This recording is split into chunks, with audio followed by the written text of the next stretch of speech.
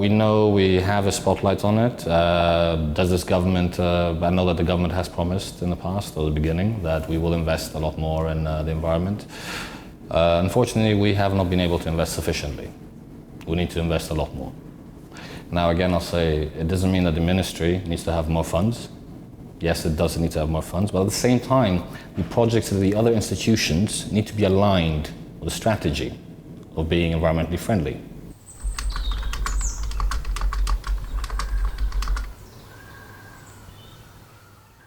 I think we're ready, absolutely. We have actually done a lot of work already in the past. Yes, we are the key institution that is going to be in charge of developing Chapter 27. However, that doesn't mean we're the only institution that's going to be involved in it. We need actually a lot of our colleagues and other institutions to work together with us in order to achieve the targets of Chapter 27. We have a situation right now where we have developed some of the rules and directives, and laws and directives of the Chapter 27, and we need to do a lot more work on it. However, the majority of the work will also be financial investments that will need to be dedicated to the environment.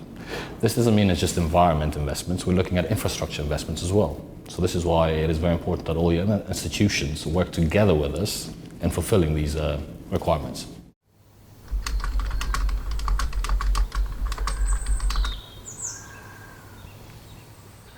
Definitely, I mean, the situation is difficult, it's not easy. The first thing we need to take care of is the health of our citizens, there's no question about that. The second thing we need to look at is how to revive the economy after we overcome the situation. We're confident we will overcome it together with the region, Europe as well. Yes, we also have some cuts in our budget, just like every other institution. Does that mean that we have taken the focus away from the environment? No. I think this challenge does present an opportunity for us.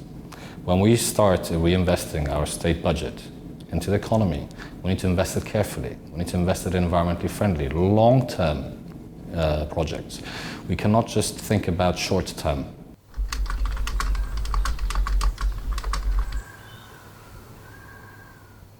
To be honest with you, when I first started, I had a couple of priorities. Then I realized we have many priorities that we need to look at in our country. However, though, the three key things that we definitely need to look at, if we just think about the environment or our surrounding, we definitely need to work on our waste management, on our solid waste management. We are working very hard on it. We are updating our laws. Unfortunately, we don't have a parliament now, so as soon as after the elections, the parliament reconvenes, we will be able to present these laws. We'll need to have an organized waste management system, because that actually is one of the greatest polluters in our country. The air quality, the air pollution, is the second one, I don't actually rank them because I think they're just all as important. But we are already working on that. This is, again, as I said, different kind of institutions. This is why we're working on the gasification of our country. At the same time, we need to invest a lot more in the central heating in the larger cities. The third one is, there's no question about it, that every household should have clean drinking water.